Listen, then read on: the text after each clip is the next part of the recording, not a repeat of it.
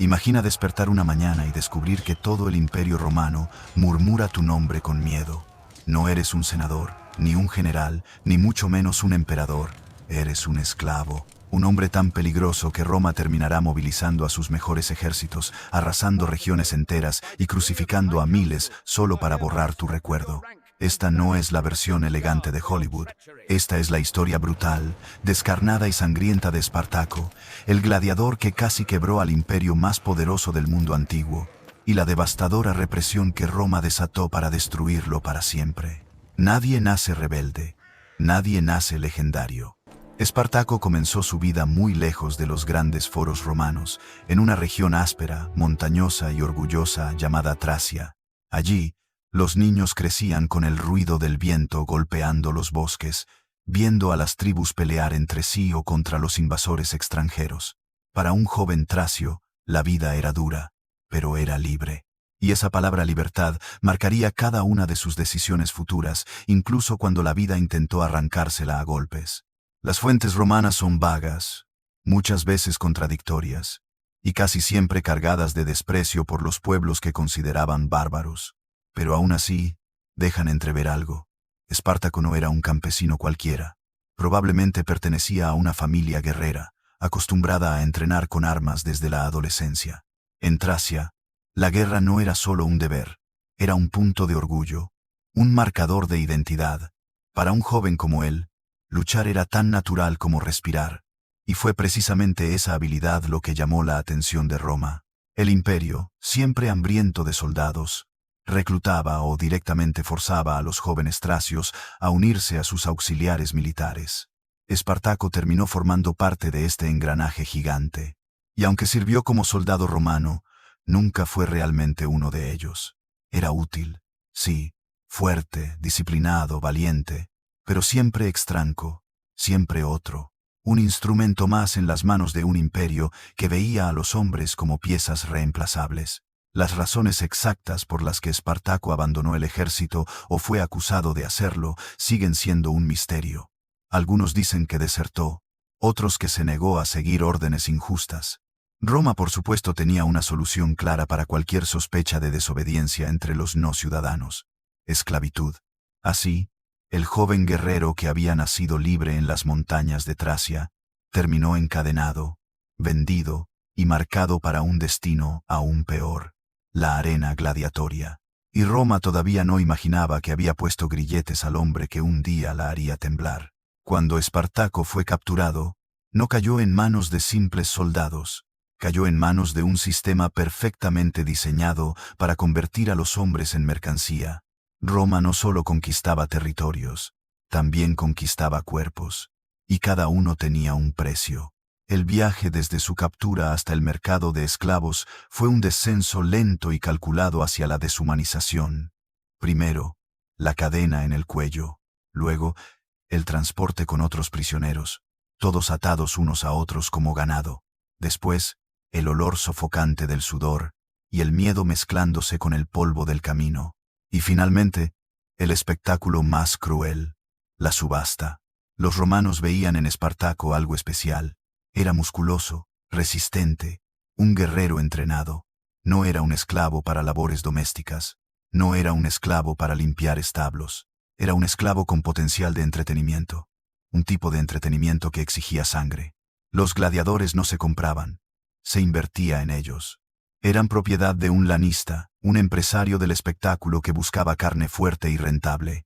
Y Espartaco era exactamente eso: un cuerpo valioso capaz de atraer apuestas.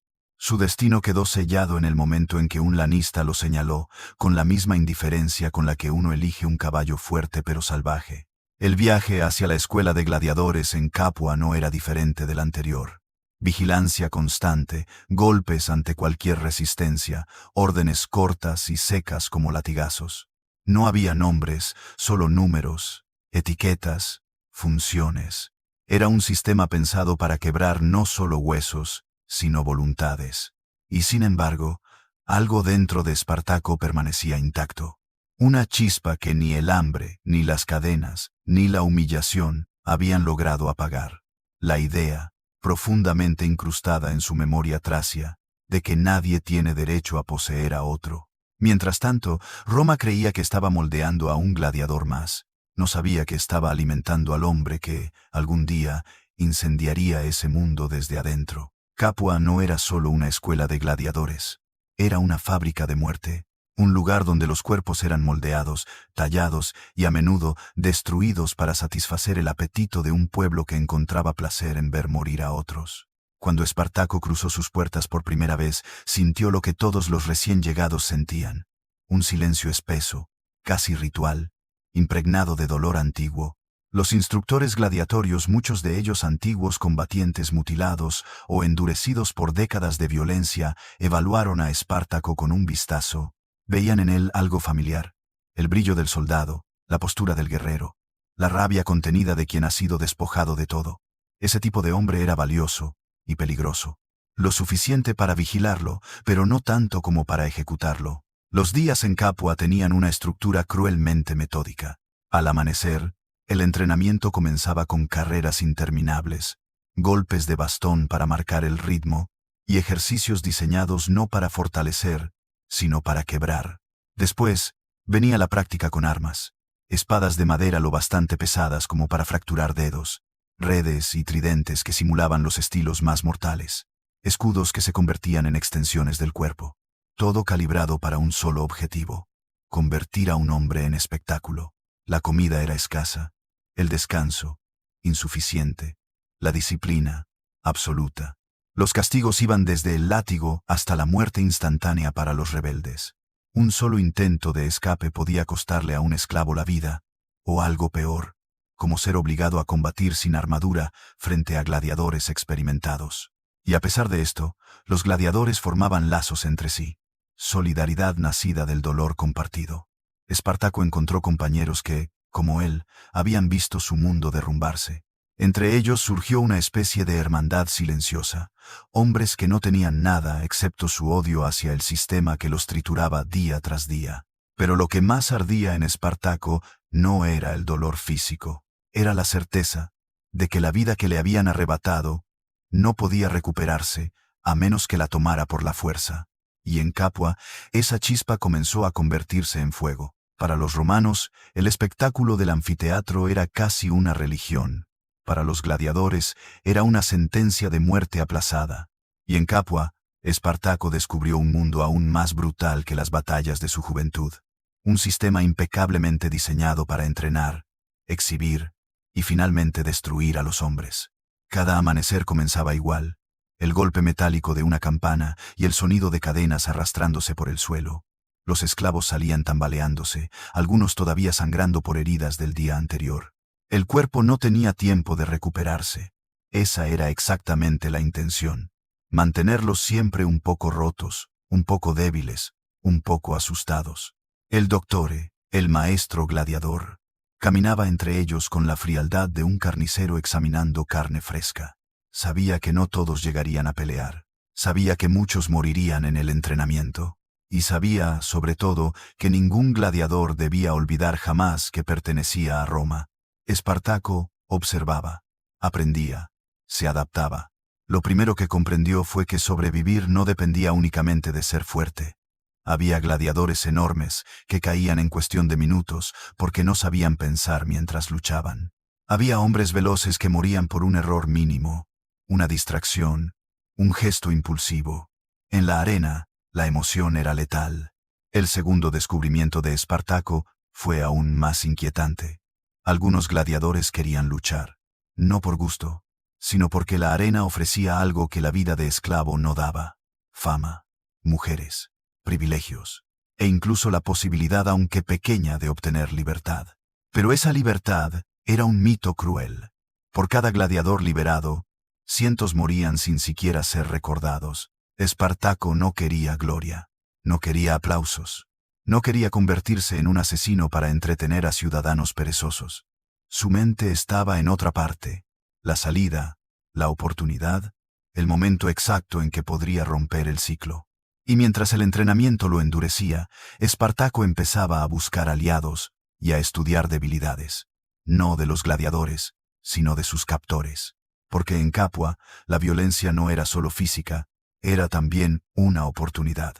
Una que pronto el mundo entero conocería. En la escuela de Capua, cada día era una lección silenciosa sobre jerarquía. Los romanos estaban arriba, los gladiadores, abajo, y entre ellos había un tercer grupo, los traidores, los favoritos, los que hacían lo que fuera necesario para sobrevivir un día más. En un lugar donde la muerte era la norma, la confianza era un lujo, casi un acto de fe, Espartaco lo entendió rápido. No podía rebelarse solo. Necesitaba manos, mentes y corazones lo bastante desesperados como para arriesgarlo todo. Y en Capua, la desesperación era abundante. Los gladiadores convivían juntos, comían juntos, sangraban juntos. Esa cercanía forzada generaba tensiones, pero también pequeñas comunidades. Había germanos gigantes y feroces, tracios orgullosos, galos temerarios, africanos ágiles como panteras, hombres que provenían de mundos distintos, pero que compartían el mismo enemigo. Esa fue la semilla que Espartaco comenzó a regar. El primer hombre que confió plenamente en él fue Crixo, un galo corpulento, temperamental y temido. Crixo tenía algo que a Espartaco le resultó útil: rabia pura. Una rabia que no se apagaba con golpes ni con promesas de gloria. Juntos, y con el tiempo, unieron a otros gladiadores que querían algo más que sobrevivir hasta el siguiente combate. Pero el plan no surgió de la noche a la mañana. Se gestó en susurros, miradas discretas, pequeños gestos codificados, una palabra aquí, una advertencia allá, una observación sobre dónde se guardaban las armas, quién vigilaba las puertas, qué puntos del muro estaban menos protegidos. El momento decisivo llegó gracias a algo tan trivial como brutal: un castigo público. Un gladiador que había intentado defender a un compañero fue ejecutado frente a todos sin juicio, sin explicación, sin siquiera un insulto por parte de los romanos. Fue simple, frío, mecánico. Ese día, algo cambió. La escuela no solo entrenaba a gladiadores, también alimentaba un odio colectivo que crecía como brasas, ardiendo bajo la superficie. Espartaco lo sintió, Crixo lo sintió, todos lo sintieron. Y por primera vez, el imposible dejó de parecer imposible. La rebelión aún no había comenzado, pero ya era inevitable. La tensión en Capua había alcanzado un punto de ebullición. Los romanos no lo sabían, pero caminaban sobre un suelo tan frágil que bastaba una chispa para incendiarlo todo. Esa chispa llegó una noche tormentosa, cuando el viento rugía entre los muros de la escuela gladiatoria y la lluvia golpeaba el suelo como tambor de guerra. Esa noche, los guardias estaban confiados. Habían bebido, algunos jugaban a los dados, otros se refugiaban del frío en los pasillos internos. Total, ¿qué podían hacer un puñado de esclavos desarmados? Todo. El rumor había corrido entre los gladiadores durante días. Un cargamento de cuchillos de cocina y herramientas estaba almacenado en la despensa. No eran armas de guerra, pero sí lo suficientemente afiladas como para matar. Espartaco, Crixo y unos 70 hombres esperaban solo una señal. Cuando el guardia más cercano dio la vuelta, Espartaco lanzó un silbido corto, casi imperceptible. Fue como un trueno silencioso. Decenas de hombres se movieron a la vez, con precisión quirúrgica. Uno distrajo al guardia, otro lo sujetó por detrás. Un tercero le tapó la boca mientras Espartaco hundía una herramienta metálica entre sus costillas. El cuerpo cayó sin ruido, y con él cayó el primer dominó. Los gladiadores irrumpieron en la despensa rompiendo la puerta con una barra de madera. En segundos, el lugar se convirtió en un arsenal improvisado. Cuchillos, hachas pequeñas, pinchos, incluso brochetas metálicas, todo servía. Cuando un hombre tiene motivos para matar, cualquier objeto se vuelve letal. Los guardias, al darse cuenta, reaccionaron tarde y mal, corrieron desordenados, sin formación, como animales sorprendidos. Los gladiadores, en cambio, avanzaron con la ferocidad de quienes saben que no habrá segunda oportunidad. La escuela se llenó de gritos, sangre, y el sonido húmedo de metal improvisado entrando en carne humana. Roma esperaba una revuelta, pero no esperaba esta revuelta, organizada, rápida, devastadora. Cuando los primeros rayos del amanecer iluminaron Capua, más de 70 esclavos habían escapado, y no solo escapado. Habían derrotado a la autoridad romana en su propio terreno, armados solo con utensilios de cocina. Roma tardó años en recuperarse de la humillación, Pero para Espartaco aquello fue solo el primer paso. La guerra estaba por comenzar. Cuando los gladiadores escaparon de Capua, no tenían un plan a largo plazo. No tenían mapas, ni recursos, ni una ruta clara de supervivencia. Lo único que tenían era la convicción feroz de que no volverían a ser esclavos. Cada paso que daban fuera de esas murallas era una declaración al mundo. Vivimos, pero vivimos en guerra. El primer refugio que encontraron fue el monte Vesubio, mucho antes de que la historia lo recordara por destruir Pompeya. Para Espartaco y sus compañeros, aquel volcán era una fortaleza natural. Era alto, escarpado, con senderos estrechos difíciles de escalar. Desde allí podían ver leguas de terreno abierto, lo que les permitía anticipar cualquier ataque.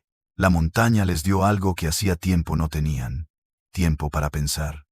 Y fue allí donde ocurrió lo verdaderamente sorprendente. Los esclavos fugitivos empezaron a multiplicarse, primero decenas, luego cientos, después miles. Eran pastores, mineros, campesinos, mujeres, jóvenes, gente común que había esperado toda una vida por una oportunidad así. En cuanto oían que un grupo armado les daba una opción de libertad, se unían sin dudar. Roma había sembrado esclavos por todo el sur de Italia. Ahora estaba cosechando rebeldes. Espartaco vio en este crecimiento algo más que números. Vio un mensaje. La rebelión ya no era una simple fuga, era un movimiento, y como todo movimiento, necesitaba organización. Mientras Crixo entrenaba a los recién llegados con su estilo feroz y directo, Espartaco trabajó en algo aún más poderoso: disciplina. No eran gladiadores, no eran soldados. Eran personas que nunca habían sostenido un arma real. Bajo su guía, aprendieron posiciones básicas: cómo moverse en grupo, cómo aprovechar el terreno, cómo responder sin entrar en pánico. Roma, arrogante como siempre, los subestimó. Envió a un pequeño contingente, convencida de que bastaría para aplastar a unos pocos esclavos desorientados. Lo que encontró fue otra cosa: un grupo unido, motivado y liderado por un hombre que conocía la guerra mejor que muchos oficiales romanos. En ese momento, Espartaco dejó de ser un fugitivo. Se convirtió, sin proponérselo, en general. La noticia llegó a Roma como una bofetada. Un destacamento enviado para aplastar a un simple grupo de esclavos había sido derrotado, no humillado, aniquilado. Algunos senadores se rieron al principio, otros fruncieron el ceño, pero todos coincidían en algo: aquello no tenía sentido. ¿Cómo era posible que un ejército improvisado, sin armadura, sin entrenamiento formal, sin formación militar, hubiese derrotado a soldados romanos? La respuesta tenía un nombre: Espartaco. Tras la primera victoria, Roma actuó como Roma siempre actuaba, aumentando las apuestas. Enviaron más tropas, más oficiales, más recursos. Esta vez, aseguraron, no habría errores. Pero cometieron el peor de todos: siguieron subestimando a su enemigo. Espartaco conocía a Roma, había luchado para ella, había marchado con sus tropas, había aprendido su disciplina y también sus puntos ciegos. Sabía que los romanos confiaban en sus formaciones rígidas, sabía que les costaba adaptarse al terreno montañoso, sabía que despreciaban a los no romanos, y ese desprecio los volvía vulnerables. Así que convirtió cada una de esas debilidades en un arma. Desde el Vesubio, los rebeldes descendieron utilizando cuerdas improvisadas hechas de corteza y pieles, tomando por sorpresa a los soldados romanos que creían controlar la única ruta de salida. Fue un golpe quirúrgico, rápido, feroz, devastador. Los romanos nunca vieron venir el ataque. Los esclavos, en cambio, lucharon como si la vida entera dependiera de ese instante, porque así era. La caída del segundo contingente romano no solo fue una derrota militar, fue un insulto público. La ciudad de Roma entró en un estado de alarma silenciosa. Los comerciantes murmuraban. Los esclavos se atrevían a levantar la mirada. El Senado por primera vez mencionó el nombre que pronto se volvería una pesadilla: Espartaco. De pronto, el imperio más poderoso del mundo no enfrentaba a fugitivos. Enfrentaba a un ejército que crecía, ganaba, y empezaba a creer que podía vencer. Para cuando Roma comprendió la magnitud del problema, ya era demasiado tarde. Lo que comenzó como la fuga desesperada de unos gladiadores se había transformado, casi sin que nadie lo planeara, en un fenómeno que agitaba los cimientos del imperio. El ejército de Espartaco no solo crecía, evolucionaba. Miles de esclavos escaparon de las villas romanas al escuchar el rumor de la rebelión. Algunos llegaban desnutridos, otros heridos, otros cargando a sus hijos, todos con la misma chispa en los ojos: la esperanza. Por primera vez, la palabra libertad dejaba de ser un susurro prohibido para convertirse en un grito compartido. Espartaco lo entendió. Ya no lideraba hombres, lideraba un pueblo. Pero con ese crecimiento llegó un nuevo desafío. Un ejército de campesinos, pastores, gladiadores y esclavos necesitaba dirección, necesitaba propósito. Para muchos, la idea de atacar villas y tomar comida era suficiente. Para otros, era la oportunidad de vengarse. Espartaco tuvo que tomar el papel que más temía, el de árbitro moral en medio de un torbellino de violencia. Crixo, su aliado más feroz, representaba la otra cara del movimiento, la rabia desatada. Para él, y para miles de galos y germanos, esta era la oportunidad de derribar a Roma, destruirla, arrancarla de raíz.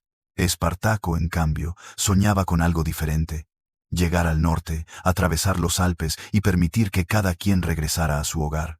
Esa era su visión. Pero, ¿cómo convencer a un ejército enardecido de que huir era la mejor victoria? Esa tensión comenzó a dividir al grupo. Algunos lo seguían por lealtad, otros por esperanza, otros simplemente porque era el único que podía mantenerlos vivos. Roma observaba esta fractura con atención. Un enemigo unido era peligroso. Un enemigo dividido, manejable. Aún así, incluso divididos, los rebeldes eran una fuerza que Roma no podía ignorar. No eran solo una rebelión, eran un símbolo. Y los símbolos, cuando nacen desde la desesperación, se vuelven indestructibles. La calma antes de la tormenta había terminado. Lo que venía ahora decidiría el destino de todos. Mientras el ejército rebelde alcanzaba su punto máximo de poder, en Roma ocurría algo que cambiaría el destino de toda la guerra.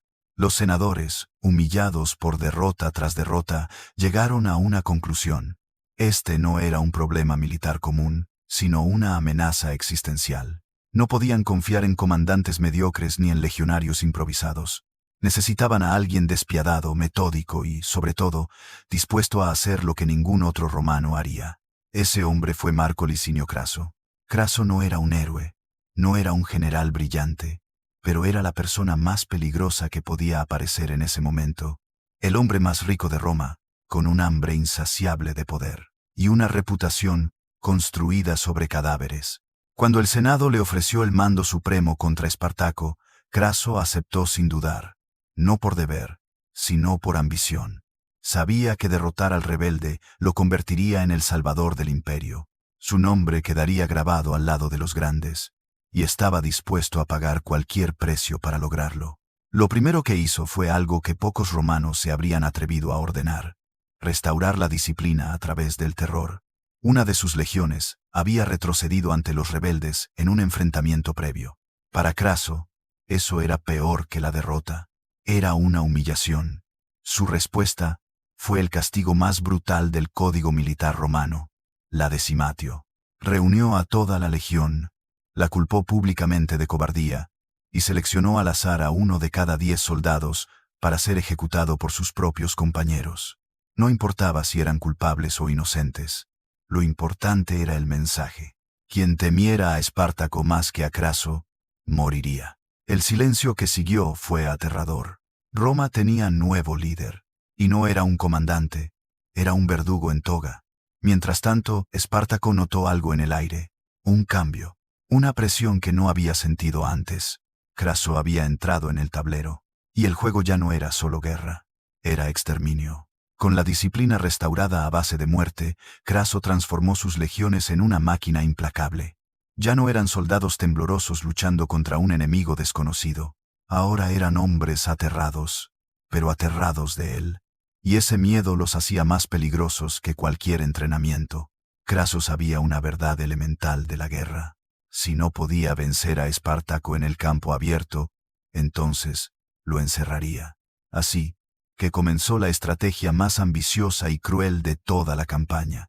Un muro humano y físico que cortaría cualquier escape. Mientras los rebeldes se movían hacia el sur, esperando encontrar paso hacia Sicilia y escapar por mar, Craso ordenó construir una obra monumental, una enorme fortificación de más de 50 kilómetros a través del istmo de Rhegium.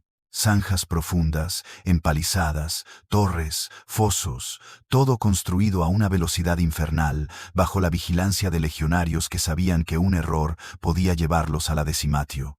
El objetivo era simple: encerrar a Espartaco y a sus miles de seguidores como animales acorralados. Cuando la rebelión llegó al istmo, encontró algo inesperado: un muro que parecía no tener fin. Era como si Roma hubiera clavado una lanza gigantesca en la tierra para detener el avance de un solo hombre. Los rebeldes quedaron atrapados entre el ejército de Craso, el mar y el hambre. La tensión dentro del campamento rebelde creció como una fiebre. La comida comenzó a escasear. Las disputas internas aumentaron. El sueño de cruzar los Alpes ya era un recuerdo lejano, y el plan de escapar a Sicilia fracasó cuando los piratas que habían prometido barcos los traicionaron. Espartaco entendió lo que significaba todo esto. Craso no quería negociación, ni rendición, ni un acuerdo. Craso quería aniquilación. Pero Espartaco no era un hombre que aceptara la muerte sentado. Reunió a sus mejores guerreros, estudió el muro, y en la noche más oscura del invierno lanzó un ataque desesperado. Los rebeldes rompieron una sección del muro bajo la tormenta, luchando entre barro, sangre y caos, abriéndose paso a través de las defensas romanas. Escaparon, pero era un escape parcial, desesperado, y Craso los perseguía ahora con algo que nunca antes había tenido: miedo de perder. La fuga del muro fue un milagro, pero un milagro agotador. Los rebeldes habían escapado, sí, pero ya no eran el ejército poderoso y temible de años anteriores. Estaban cansados, heridos, divididos. El hambre los seguía como un fantasma, y la desesperación se respiraba en cada campamento improvisado. Sin recursos, sin aliados, sin rutas de escape, Espartaco sabía que se acercaba el final. Craso olió la debilidad. Como un lobo que huele sangre fresca, presionó sin descanso. Sus legiones avanzaron con precisión brutal, empujando a los rebeldes hacia un terreno abierto donde, por fin, el número y la disciplina romana tendrían ventaja absoluta. Espartaco reunió a sus hombres. No lo hizo desde una tarima, ni con discursos adornados. Lo hizo caminando entre ellos, mirándolos a los ojos. Hombres que habían sido esclavos, que habían vivido en cadenas, y ahora, aunque exhaustos, seguían siendo libres. Ese era su legado. La batalla final fue un infierno. Miles de rebeldes cargaron contra las filas romanas con una furia que rompió escudos, que aplastó cascos, que hizo retroceder incluso a legionarios veteranos. Espartaco luchaba al frente, como siempre. No era un general distante, era un guerrero entre guerreros, bañado en sudor, barro y sangre. Las fuentes romanas cuentan que Espartaco luchó hasta quedar rodeado, que mató a 2 centuriones intentando abrirse paso hacia Craso, que cayó de rodillas solo cuando ya no quedaba nadie a su lado.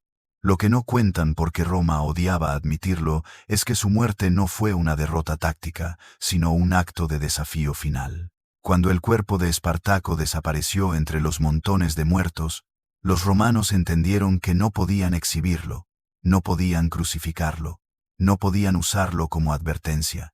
Un hombre sin cuerpo se convierte en mito, pero la venganza de Craso no terminó ahí. A lo largo de la Vía Apia, más de 6.000 rebeldes capturados fueron crucificados. Kilómetros y kilómetros de cuerpos agonizando bajo el sol, gritando, sangrando, muriendo lentamente. Una línea macabra para anunciarle al mundo lo que ocurría con quienes osaban desafiar a Roma. Sin embargo, de todos esos miles de cruces, el nombre que sobrevivió fue uno solo: